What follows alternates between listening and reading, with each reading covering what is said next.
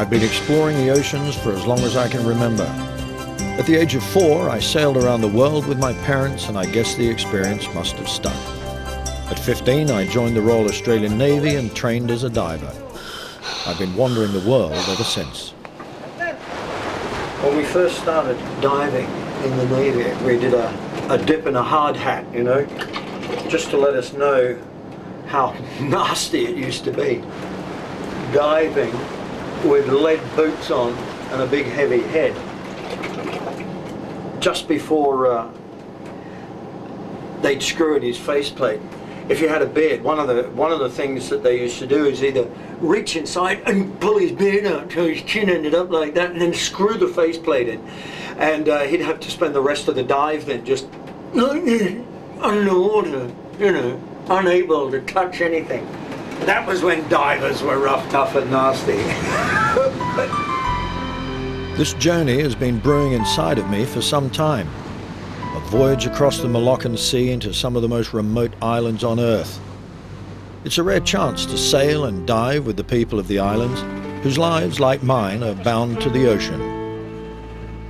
Scattered across the seabed of this vast Indonesian archipelago lie 1,000 years of untold stories. From the first explorers to the savage battles of the Second World War. That's what we're looking for, and the islanders are the key to finding them.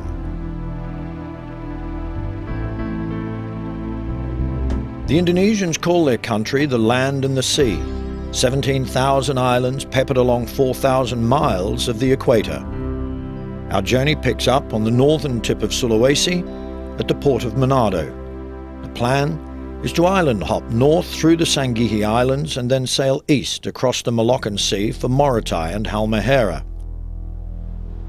It was here, during World War II, in this lonely stretch of the South Pacific, that the Allies went toe-to-toe with the Japanese fleet. It didn't take long for us to get our first lead on what might be an undiscovered wreck. While the ship was being readied in Manado port, we heard a story about 4 seaplanes resting at the bottom of a lake, 2,000 feet up in the highlands. The planes were Royal Dutch Air Force Dornier 24s, and their base was the western shore of the lake. This is a big plane. Big plane. They were moored 50 meters out from this concrete jetty.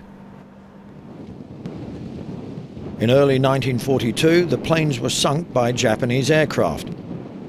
Diving at an altitude of 2,000 feet in fresh water is very different from diving in the ocean. When we get out, I'll stop at 75 meters. I'll do a tug on the line. According to the story we heard, the seaplanes were carrying a full load of arms and ammunition when they were attacked.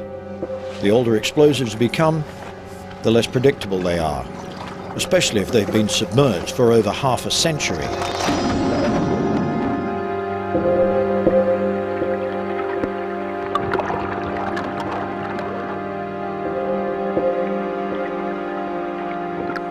Exploring military wreck sites, the initial procedures are locate, identify, but do not disturb.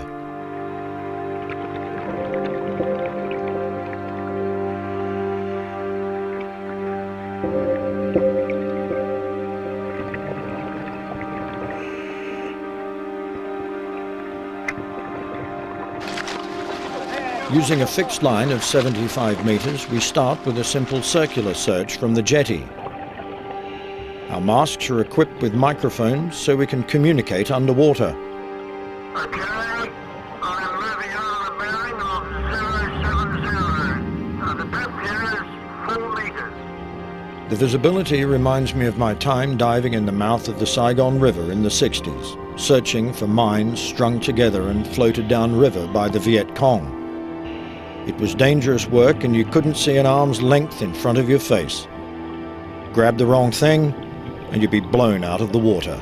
The bottom is silt. I reckon the planes could sink into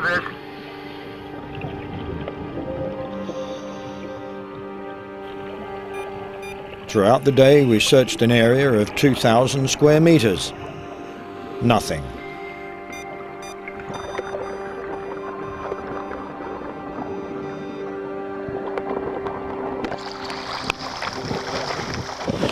I mean, we can continue looking We've still got air, so we can do maybe a pattern search of some sort, maybe go further out, but I suspect that they're probably not there.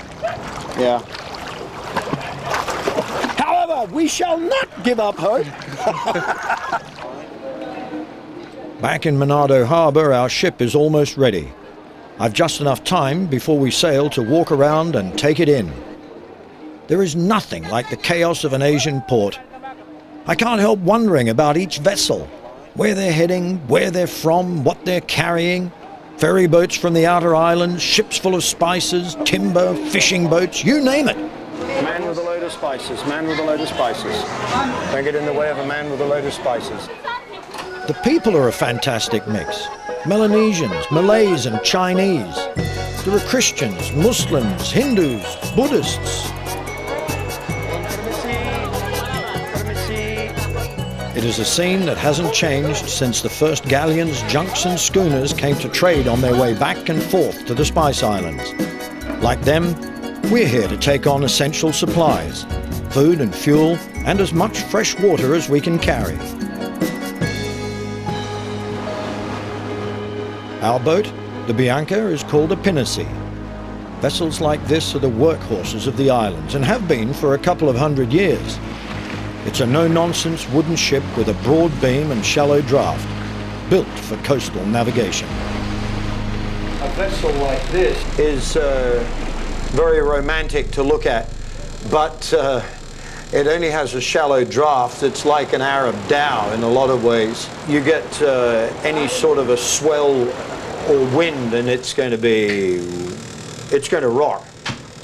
But it's a big boat. It shouldn't be too bad. But you know, when you're in shallow water, in an hour or so, the wind can blow up a chop, which will, you know, it can be, people who haven't experienced it, it's alarming how quickly sticky weather can come up.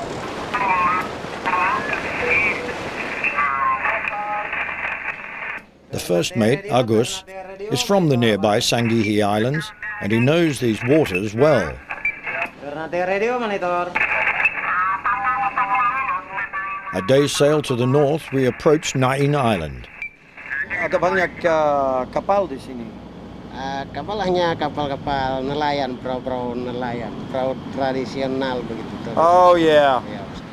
Pieces of polystyrene out there. That's a big seaweed farm. Everywhere out there. It looks like the whole of the reef flat has been covered with a seaweed farm. The people here are called the Bajau. Their ancestors were sea gypsies who lived on the sea, fishermen and divers. And actually the village over there, they're either on the water's edge, right on stilts, or they're built out from the shoreline and on stilts as well. Okay, looks like a mosque. As we approached, a seaweed farmer comes alongside. Udin told me his seaweed goes to Japan and Italy for ice cream and cosmetics. He seems to do all right out of it too, about $5 a kilo. The reef flat is divided into family plots. The seaweed sprigs are attached to long lines suspended beneath the surface with upturned plastic bottles. An ingenious system of aquaculture. Udin keeps a close eye on the crop, picking up loose strands that have settled onto the coral below.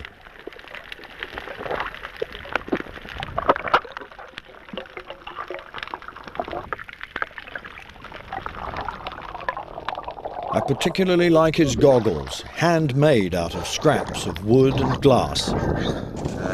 Ini besar, kepala besar, big head. A fashion statement. I think it's the latest. Can you get them tinted? Yes. Yeah. Okay. That's great. After a short dive on Udin's farm, we carefully make our way through the shallows up to the island. Along the shoreline is a huge wooden platform where the farmers dry their seaweed.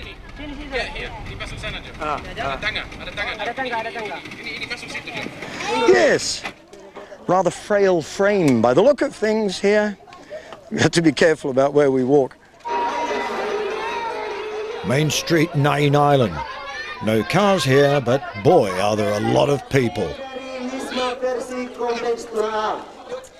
The local mosque is having a fundraiser. It's time for a dance, but it will cost me. I have to pay 50% in advance. Me, you. Okay. I'm not sure whether she wants to lead or she wants me to lead. Is it the money or me? Me. Okay.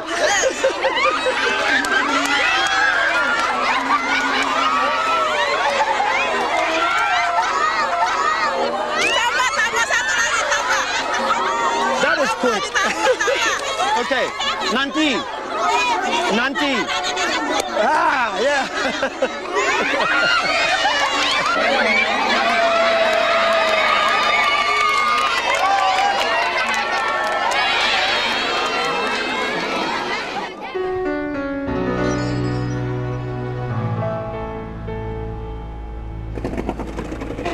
Close to the island, two young boys on a raft are keeping watch over a fish pen. Oh, yeah. Right in the bottom.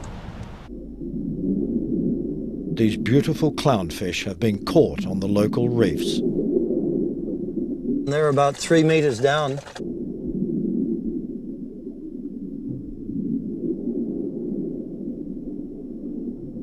That's a bit sad. They're way out of their environment. This is not where they should be. I guess just standing by, waiting to be sold to some guy to put in his fish tank. It's a bit sad. As we return to our boat, we come across a group of divers working from a small dugout. They are fishing on the reef using simple spear guns. This is how they survive, catching enough to eat and selling what is left over.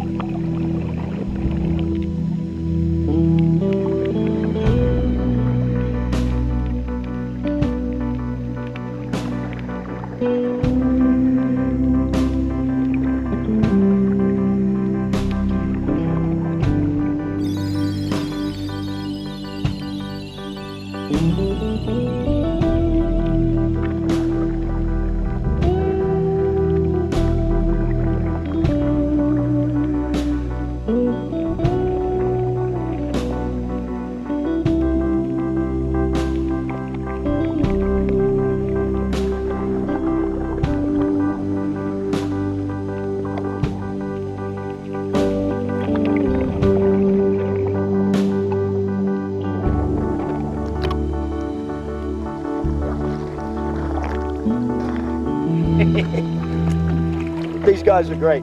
There's one bloke down there, I don't know how he holds his breath, really. I could go up and down 3 times and he's still cruising along the bottom. It's fabulous. This guy just here, he's great. He can hold his breath longer than anybody I've come across. And the thing about these blokes is, okay, they've got a spear gun. There's no rubber attached to it. They don't just pull on a piece of string and go to the surface. If they miss the fish, they've got to go after their spear. They go to the surface, there's every chance that they could lose it.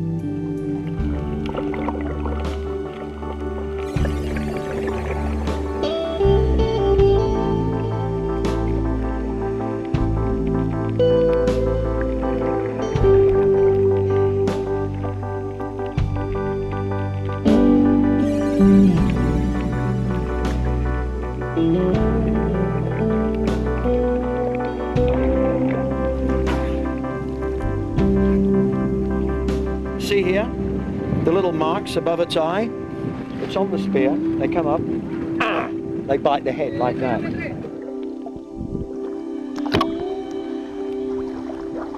Captain Cook sailed near here in 1771, and he pondered the noble savages of the South Seas.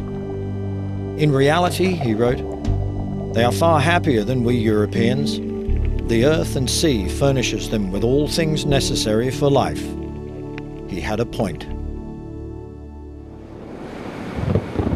By late afternoon, the weather began to change. A storm is moving in from the west. We head into deeper water and sail for the nearest safe harbour.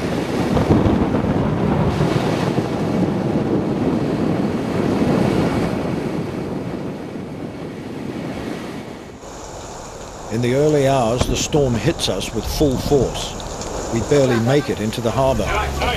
But our anchor doesn't hold and we are drifting aimlessly. The waves are pushing us dangerously close to the rock jetty. Behind us, other boats are crowding into the harbour. We're about to hole the ship.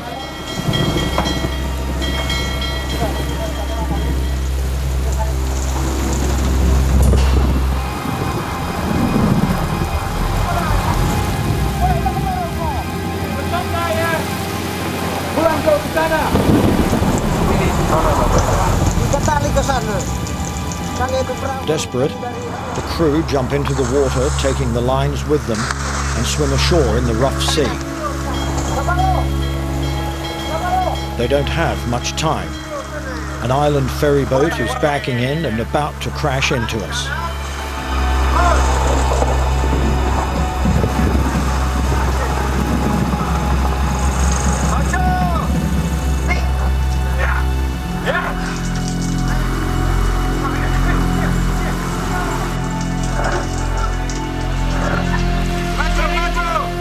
Somehow, in the driving wind and rain, they managed to secure our vessel to the shore. The crisis over, triumphant and exhausted, they returned to the boat. By first light, the storm has passed, and we continue our journey through the Sangihes to Siao, one of the oldest of the Spice Islands. Right ahead of us, heading 350 at the moment. Up ahead there we've got Ulu, which is just here on the eastern side, inside the bay of Pulau Siao. Beautiful shape, lovely classic volcano shape. Before us, rising 7,000 feet out of the sea, Mount Karangatang, Siao Island. Oh, look at that. Look at that.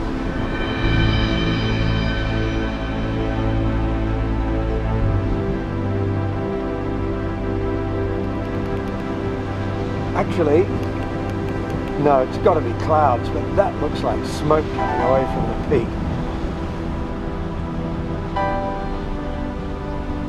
Look, there's a new lava flow coming down the right-hand side there, which just cuts straight through the forest. That must be very recent.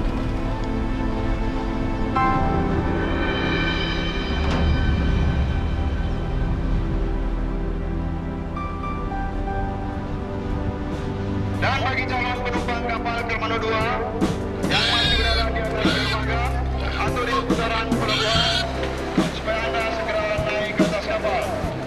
Karena tinggal saat lagi kapal Kermano 2. What we're heading for down here on the waterline is what I understand is a navigation mark that was left here with the Dutch East India Company.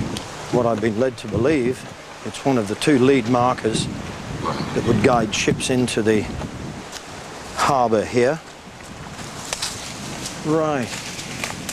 Oh, there's definitely a carving on here. Is this the Dutch East India Company here marking we've got here? Can you see down here?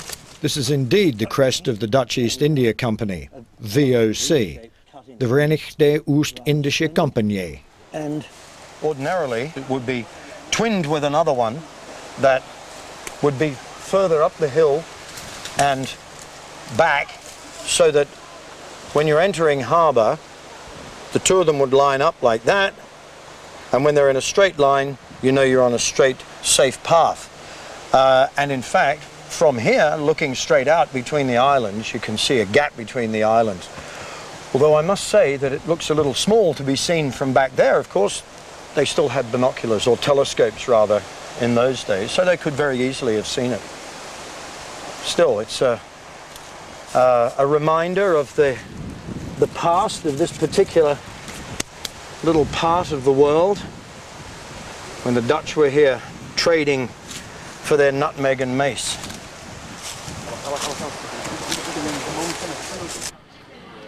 In 1974, violent earthquakes shook the island. The islanders, all 40,000 of them, expecting a massive eruption, left in a hurry. So, Main Street, Poso, Saturday morning. Bit of a tricky one, this. I think I figured out why everybody's on this side of the road. It's all in the shade. Sun comes up over there. Get the sun on that side of the road.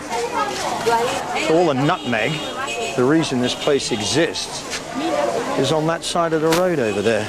This side of the road is where the traffic jam is. And we can't get anywhere.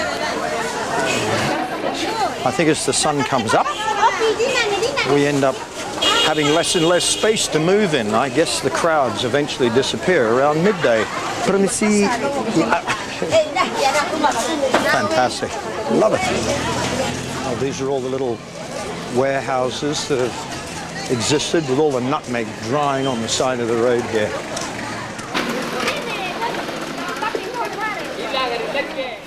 This is what it was all about. Nutmeg.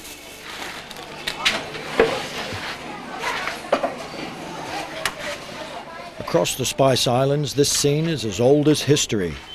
Saturday morning, the local ladies bringing sacks of nutmeg from their mountain gardens into town to a Chinese wholesaler. His family have been spice merchants here for a long time.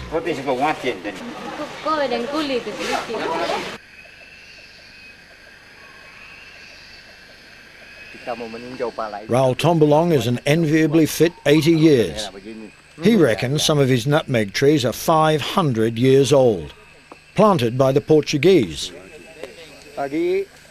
Oh! Hati-hati. Ini berarti Oh, sudah okay. tua bagus. Itu bagus. Iya, ini yang bagus. Ini yang bagus, kualitas bagus. The inner nut is the nutmeg. He gets about $8 a kilo. Buka kayak ini. The bright red flesh is the mace. He gets about $20 a kilo for that. Not Jadi bad. kulitnya ini kalau 1.200 biji, 100 biji, 1 kilogram dia punya berat. Smells good too. Sampai di sana buat apa ini? Nutmeg was once worth more than its weight in gold. Makanan. What an earthly paradise that must have been, waiting for gold to drop from the trees. Raul told me stories from 1942 when Japanese soldiers arrived on the island. They came ashore wearing nothing but loincloths. The islanders were terrified and hid up in the mountains. Jadi orang sini takut, Pak. Sedang laki-laki juga takut. Later, in 1944, an American aircraft flew reconnaissance missions over the island.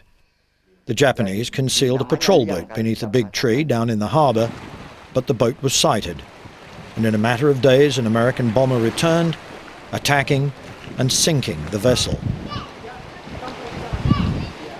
Raul led me down to the waterfront. Here, beneath the ferry boats, was the wreck of a Japanese Navy patrol boat. Ini pohon ini masih asli. Oh ya. Masih ini pohonnya. Ya. Masih asli pohon. It's there all right, he said.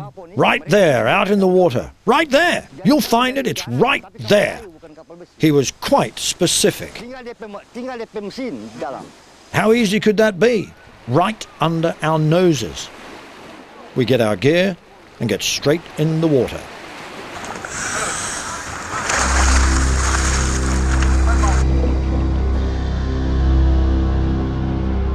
Moving forward, parallel to the shore at 5 meters depth.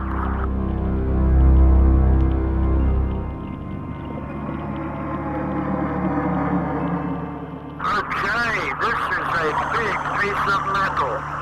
This could be an engine plate. It turned out to be a big piece of junk. but we did find something. Yeah, oh, look, there's a hole here. There's a freshwater spring, I think. Oh, look, the temperature just dropped about 10 degrees.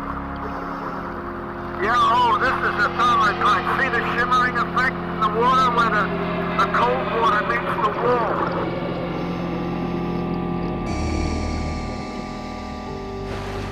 There was nothing that even came close to what would resemble a wreck. So I figure that the old man nailed it yesterday, and he said that it blew up and probably all the wood floated away and floated to the surface, which would have left the only heavy metal part, which was an engine, in place there.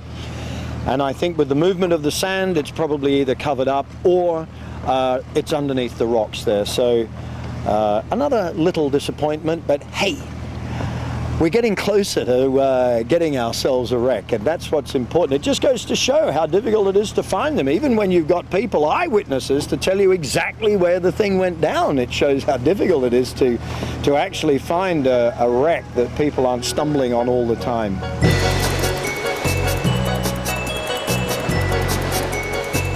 As we head out into the open sea, we spot 3 small fishing boats.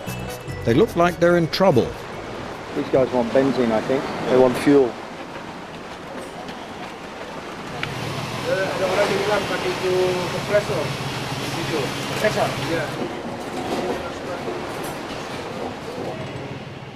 These are no ordinary fishermen. On the vessels are 2 air compressors. These are hooker divers. We sort them out with fuel, and they invite us to dive.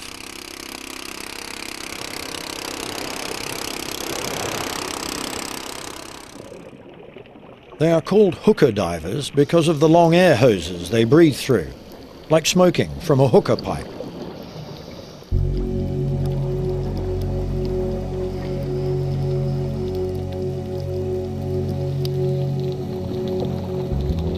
As the young men drop down, the women on the surface feed them their air hoses.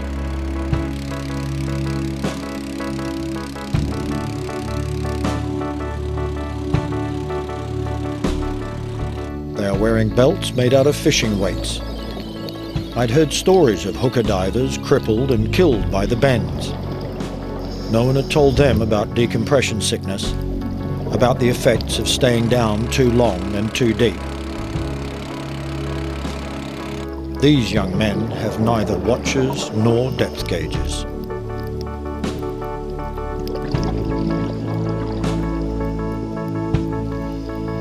The flashing white string, like bunting, is to scare the fish before them, driving the schools into the waiting nets.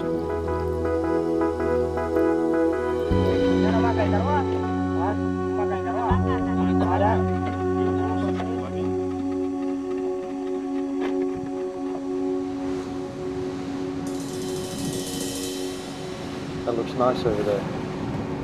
It's time when everything starts to calm down a little bit. Twilight.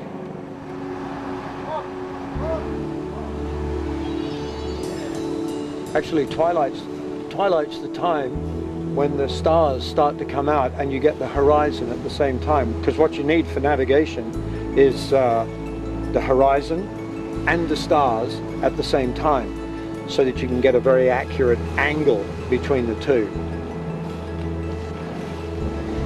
I mean, old Captain Cook sailing up the inside of the Barrier Reef, he sailed up there with no charts, in a wooden small vessel, a sailing ship, and he only went aground once. Amazing, amazing navigation. It all hinges around the fact that your charts are right. I wouldn't trust them. I'd say the old skipper's got a pretty good idea of what's going on, because he's been sailing around here for so long that he knows where the reefs and things are. But when we're around the islands here, he does it more by eye and instinct. These charts, so it's all tucked up underneath here, but most of these charts, in fact, are based on information that was gathered maybe 200, 150 years ago. And a lot of the positions of these more remote islands haven't been replotted since then. There are updates all the time, of course, you know, where there are shipping channels and so on. But some of them can be a mile or so out of position. You're in trouble.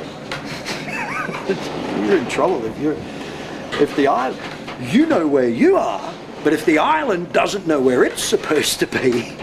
From Siao we sail on to the last and largest island in the chain, Sangihe Island. Early the next morning, Sangihe rises before us. Here, Mount Awu erupted in 1966, taking 7,000 lives.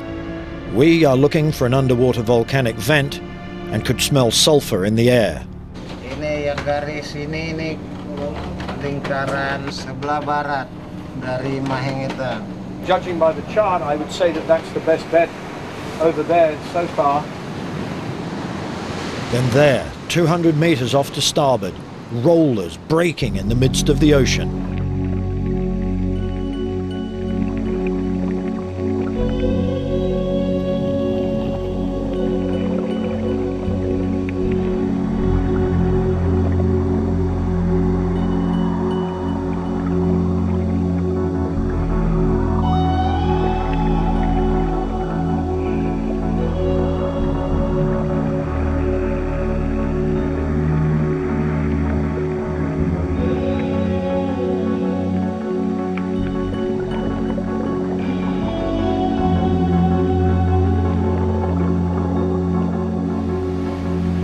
Currents are strong here, so the crew keep a good lookout. Over a ridge, I enter an incredible coral garden.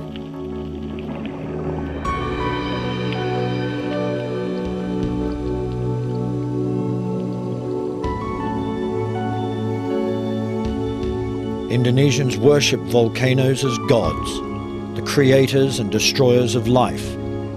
These reefs are the epicenter of coral life on Earth.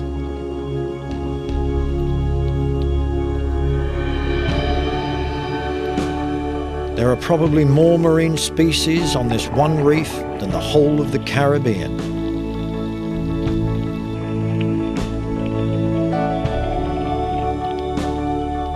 But they are fragile. We've lost over a quarter of the reefs around the world in just a few years. These incredible ecosystems could be gone in just another 50 years.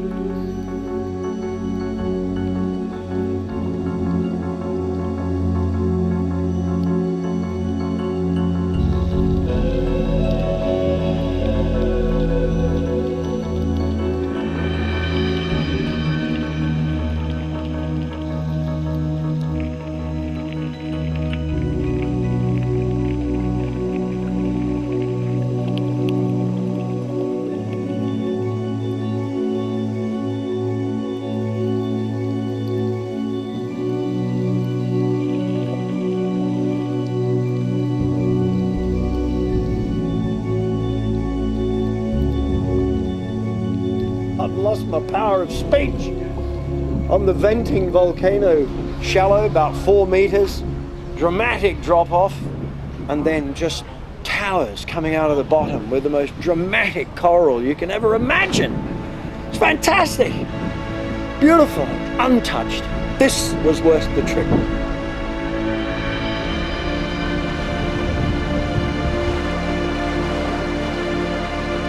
From Sangihe Island, we turn east and sail 400 miles across the open water to Morotai and Halmahera.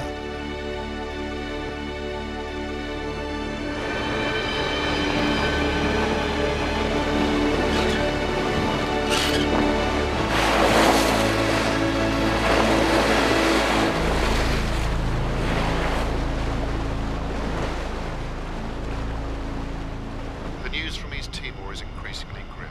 Ever since I have been at sea, I've listened to shortwave radio. That sound that circles the earth is strange and reassuring. Sometimes the news is disturbing. The thousands of refugees sheltering there were taken away in trucks to an unknown destination. It appears to be part of a well-coordinated operation to move large... In Ambon, the next island south, Christians and Muslims are killing each other. And in East Timor, the ongoing political crisis continues to boil. I did a little bit better than expected last night. Probably making good over 5.5 knots. Take a few hours off our ETA.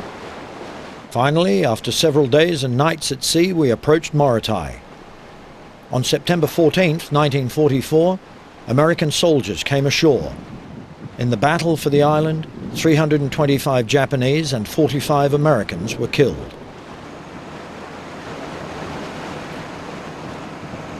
All of this is fairly shallow over here on the port bow. I can understand why the Americans had problems going ashore here. Battling through this stuff. Wouldn't be able to get a boat in or a ship in very close.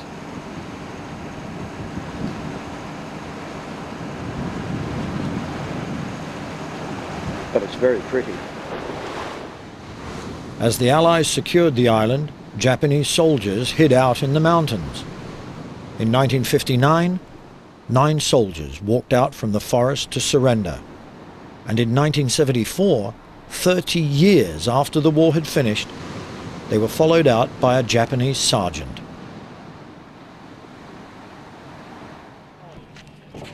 When the American forces were here, this quayside would have been buzzing. Not much happening now, though. We need to get our travel permits sorted with the local police and investigate the diving possibilities. This is Daruba, the largest town here in Morotai. And by sheer coincidence, or good planning rather, we've arrived here 55 years to the day that the Americans arrived here to take the control of the southern part of the island as part of their leapfrogging the islands up the Pacific to get to the Philippines from the Japanese. And everywhere you look here, there's evidence of their landing. Look at this. Here, this is just a piece of a fence. This stuff is used when the vehicles go ashore. They just lay down on the beach, bang, and they can drive off the landing craft. There are fences all over the place that look like this. There's another one just here. At the police station, we are informed that Australians are not permitted to come ashore. It seems that Australian soldiers, my own countrymen, were heading a UN peacekeeping force to East Timor, and Aussies are not welcome. Today, my passport stowed safely away, I become a Frenchman. At the quayside, our boat seems to be attracting an unusual amount of interest. The local island chief, the Hukum Tua, comes alongside. For the hire of his speedboat, he will guide us to some wreck sites. He first leads us out to a nearby island. This was once General MacArthur's headquarters.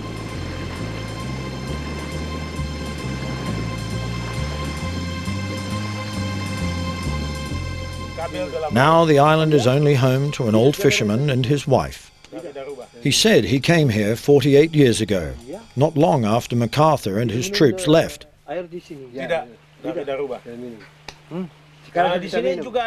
He offers to take us to what he thinks was MacArthur's airstrip. This flat area that we're on here, running north and south, I guess, is just explained as a runway for MacArthur's Air Force. That's what it was explained at. But certainly it's flat enough and it's long enough, although the width is not very great.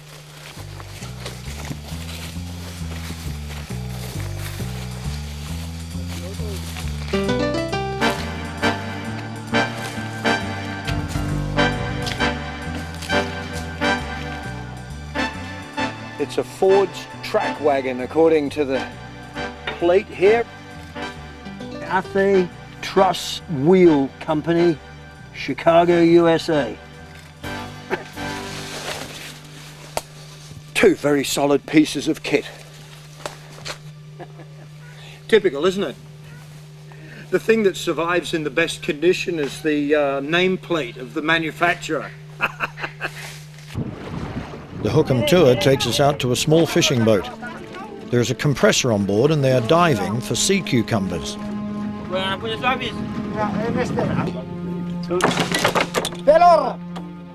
They had just recovered a load of small arms ammunition from the seafloor. It is live and possibly dangerous. Dropping them like this makes the hairs stand up on the back of my neck. But it might be a clue to what is down there. Perhaps a warplane or a small craft like an American PT boat.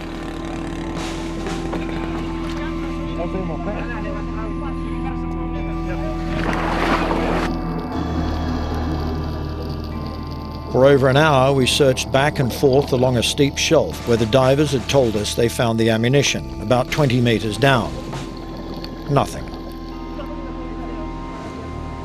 Above, the weather is turning. The wind has picked up and the surface is getting choppier. Oke ini, 10 meter kita sampai. The crew are getting worried. Reluctantly, I come to the surface and we have to call it a day. We found the ledge and swam along it, but the current was going sort of 90 degrees to it, so it was a bit difficult. But we had a good search around, but we couldn't find it. That night, the islanders are holding a traditional war dance. There is a blackout, and the only light on the island is at the power station. One of the percussion instruments is a 6-inch shell casing, probably from a ship-mounted gun. Strange to think that during the war this island was inundated with Allied soldiers. Since then, foreigners have become a rare sight.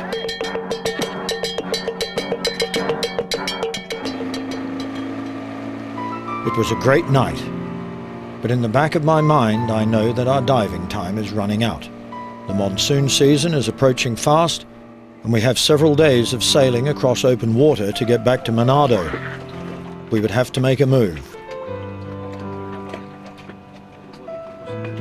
That night, we got interesting news of the discovery of a new wreck site by a local diver. We turned west, back towards Sulawesi. This is a very nice looking harbour. There's all sorts of wrecks already along the coastline, but that's not what we're looking for. I suspect that those are probably just local vessels that have been pushed up on the beach. That's normally what happens around here. The one that we're looking for is here. 125 13.5. X marks the spot. After a day and 2 nights sailing, we anchor off Bangka Island just before daybreak. We have time for 1 more day's diving. This is probably our last chance.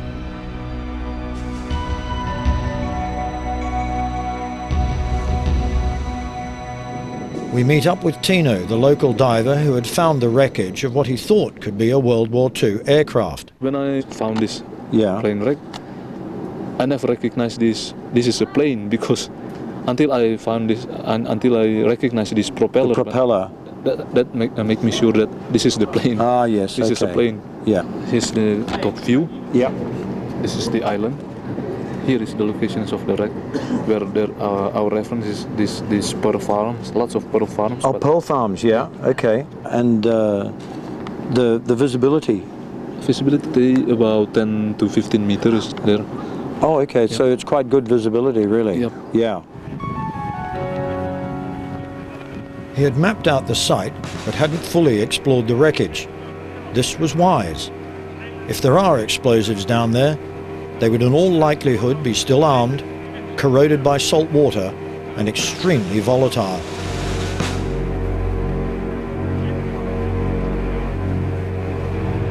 Earlier, some of the islanders had told us that in early 1945 an American warplane attacked a Japanese patrol boat off the coast.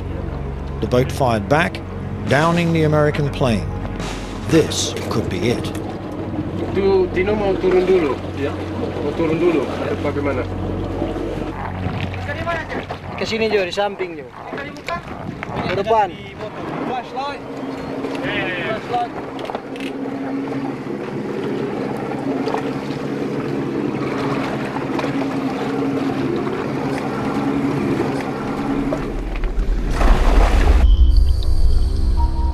Tino led us down. He said the wreckage lay at a depth of 25 meters.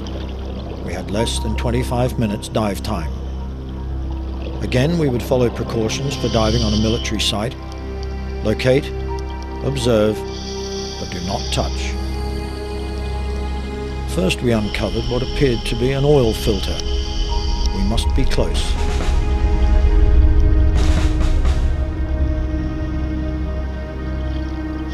Ahead, I could see a dark shape emerging on the seabed. Something was there. As we get closer, it begins to take form. It is definitely an aircraft, a large one, possibly an American bomber. This is the tail section of the wing here. This is amazing. It is these moments which I absolutely love. The heart rate quickens, but the excitement is mixed with a feeling of reverence. Men died in this aircraft.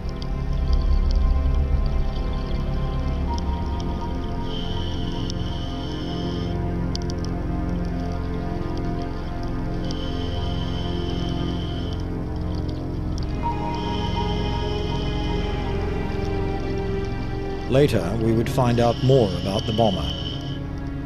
The islanders told us that soon after the plane crashed, the bodies of 2 American airmen were washed up on the nearby beach. The day their bodies were found, a young woman on the island gave birth. She named her child Lexi Leo, after the name on one of the dead airmen's dog tags.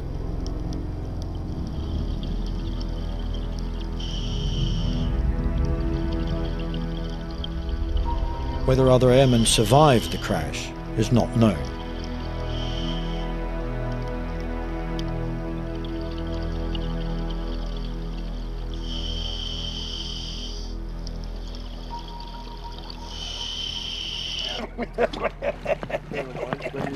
It was a huge aircraft, very, very big. The first piece we saw, lying flat with the point. When you look at it from above, the point like that, I'm sure that is the rudder from the aeroplane. Where you have the 2 propellers in the ground. I think the wing is there. 1 engine, and then the 2 propellers like that. Yes! Good one. After returning to Manado, we did some more checking. The story of the wreck is still a mystery. American military officials have no record of Alexi Leo missing in action. But his legacy, along with the rest of the crew, is all too real. It lies, undisturbed, at the bottom of the Moluccan Sea. I love these islands and these people, and it would take a lifetime to explore it all. But I've got a few years left in me yet, and I think I'll spend some of them here.